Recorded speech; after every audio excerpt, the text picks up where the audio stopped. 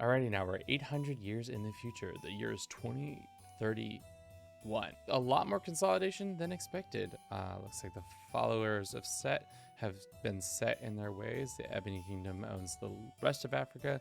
Carpathia is making a move for the rest of the world. And it looks like Francia is holding on with dear life. Do something out of the ordinary and just look at who is the top religion. Prince of Darkness mod, so there's going to be a little bit of a different flavor to this.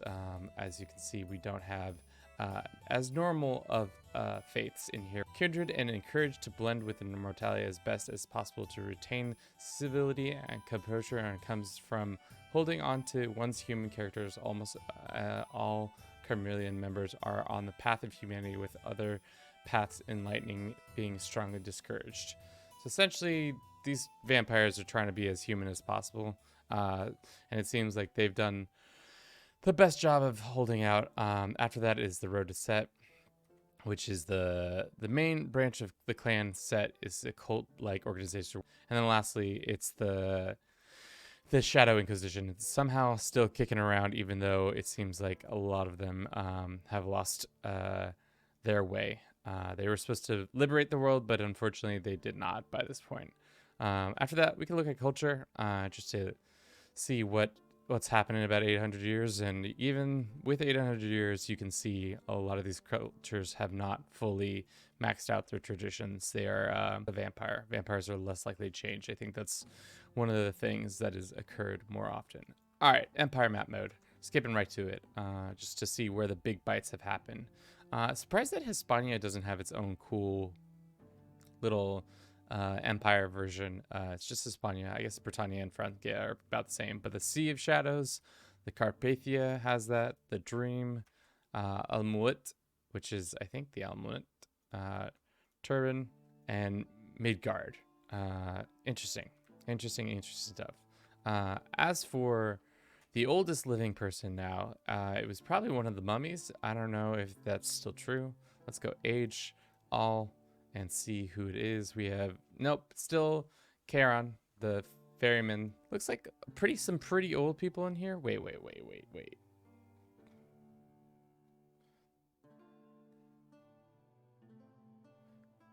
Wait, what? I don't really understand how this is being broken down, because clearly there are people who are 9,000 years old, um, but they don't come second. I don't understand how the game is annotating age, because it's clearly doing it incorrectly. So let's just jump back into it and see who amongst these people has the most economic map mode. Looks like lots of money coming out of Luxembourg. Rome's pretty high up there. Byzantine's not making a lot.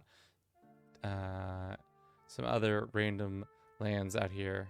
As for development, you would think by now that the whole map would be golden, but there are significant parts of the steppe that are still yet to be developed. And it might be because of some mechanic that I'm unaware of that is occurring that's causing this to happen. Maybe vampires are just not good at developing their lands, and only humans can really do it for them. Yeah, maybe not. Speaking of which, are the humans meet their goals? They can restore some of their orders, seemingly so. It looks like a lot of the orders have fallen out. They've just been wiped from the earth, or just never existed in the first place. Looks like for a reason in this version of the game, the hunters never existed. They were always they were never in existence, and these humans came through one random event or another. Okay. After that, we can look at government map modes to see what's up with that. Free states, Inquisitor orders, traditions, traditionalists. So it looks like there are a couple different versions of government types. Not sure the difference between free states and traditions, but looks like the world is pretty much divided between those. And then august courts. So what have we learned from 800 years of vampire rule? Looks like the vampires, even though they've been in power for long, do make a shit ton of money, but their troops are not as powerful as an Inquisition order, who has like a quarter of the size. He's got 78 counties, and this one has 620. So though they command large swaths of land, they are still not as powerful as a small human organization. And that might be just because the fact that they have less ability to develop their lands and or make their provinces as wealthy, or just they have a lot more debuffs when it comes to, because they have to deal with all their human chattel and that stuff. If you haven't checked out this mod, it's a pretty fun mod. We've been playing a little bit on stream, just as a human Inquisition order, trying to root out all vampires in Europe and maybe the world. We'll see how our campaign goes on. But for now, that's all I have for you today. Thank you so much for watching. If you enjoyed this, don't forget to comment, like, and subscribe. And as always, have a good rest of your day. Ciao.